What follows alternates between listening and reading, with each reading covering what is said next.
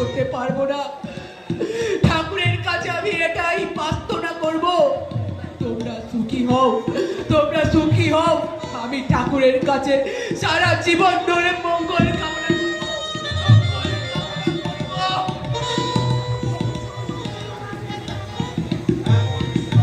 সরল মানুষ হাকেও আঘাত দেয়।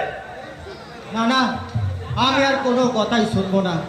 ভেবেছে টাকা দিয়ে আমার মুখ বন্ধ করবে, কিন্তু না, ওই টাকার লোভায় অন্যায় এই বুকে দেশের মুখে উঠতে দেব না, কিছুতেই না।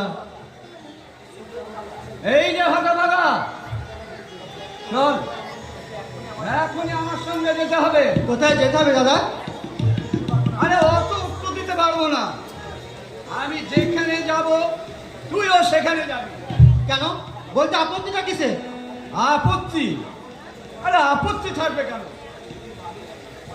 হ্যাঁ, তুই কি ভাবিস যে আমি তোকে ভয় করে চলি? দাদা না, শোনো ছোট কাকা, আজ মাস্টার মশাইয়ের মেয়ের বিয়ে, কিন্তু কিন্তু পাত্রপক্ষ বর উঠি নিয়ে চলে গেছে। ঘর উঠে নিয়ে চলে গেছে? আচ্ছা, বেটা বরকে এখনই কোমরের দড়ি বেঁধে নিয়ে আসছি। একদম গন্ডামি করতে যাবি না। আরে না গেলে তো মেয়েটার বিয়ে হবে না দাদা। আরে বিয়ে হবে, কিন্তু পাত্রটা কোথায়? পাত্র আমার সামনে। তার মানে তার মানে তোমাকেই বিয়ে করতে হবে ছোট খোকা। তুমি আমাকে ক্ষমা করো দাদা। বাবা, আরে আমি তোর বড় দাদা, আমার কথার কোনো মূল্য দিবি না? দিবি কেন? আজ যে তুই বড় হয়েছিস। দাদা তুমি একটু বুঝতে চেষ্টা করো। না না, আমি কোনো বুঝবো না, কোনো কথা তোর শুনবো না। তুই যদি বিয়ে না করিস তাহলে তাহলে তুই আমার মরা মুখ দেখবি। দাদা হ্যাঁ, এই আমার শেষ কথা। কি করব ভৈরব দাদা, আমি এখন কি করব? বড় খোকা অন্যায় কিছুই বলেনি। প্রতিবেশীর বিপদে প্রতিবেশীকে তো এগিয়ে আসতে হবে। না না, আর দেরি করো না ছোট খোকা। মাস্টার বাবুকে এই বিপদ থেকে তুমি উদ্ধার করতে পারো। চলো চলো।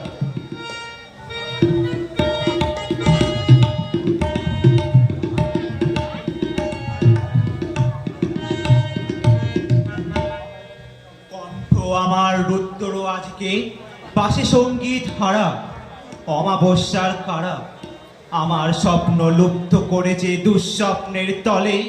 তাই তো তোমায় শুধাইছু অশ্রু জলে, যাহারা তোমায় বিষায়েছে বায়ু নিভাইছে তব আলো।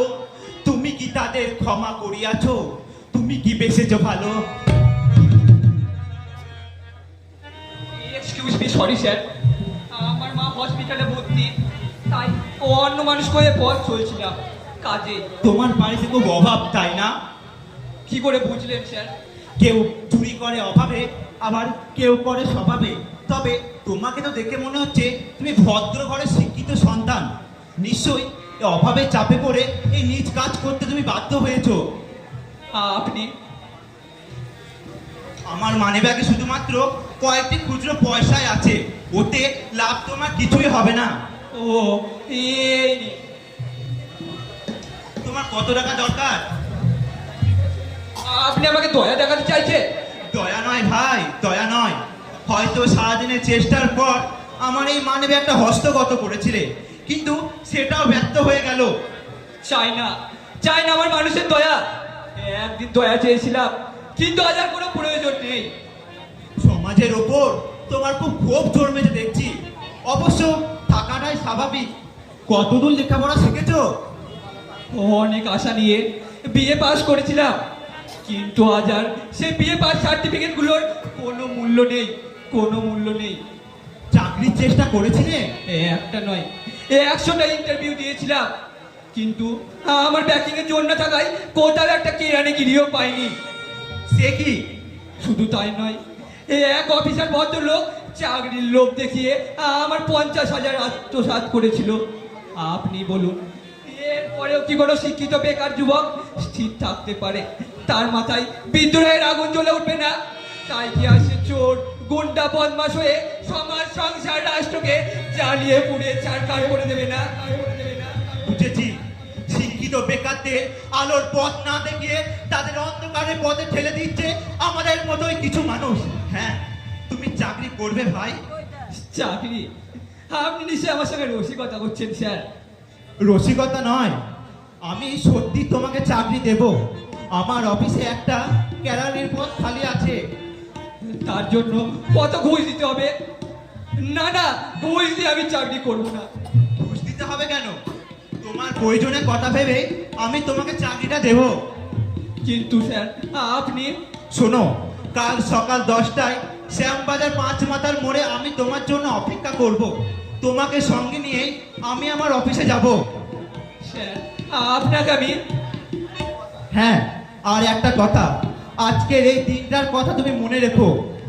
স্যার আজ যে তোমাকে যেমন আমি আলোর পথ দেখালাম, তেমনি তুমিও জীবনের শেষ দিন পর্যন্ত একটা অসৎকেও সৎ পথে ফিরিয়ে আনার চেষ্টা করবে, আর সেটাই হবে তোমার জীবনের পরম কাজ। আপনি... এই বিশ্ববিধাতা বিশ্বকে সুন্দর করে সৃষ্টি করেছেন, তাই বিষাক্ত কীট হয়ে দংশন করে তার সৌন্দর্যকে নষ্ট করা নয়, সুগন্ধি গোলাপ হয়ে সুমিষ্ট বিতরণ করাই হবে তোমার জীবন।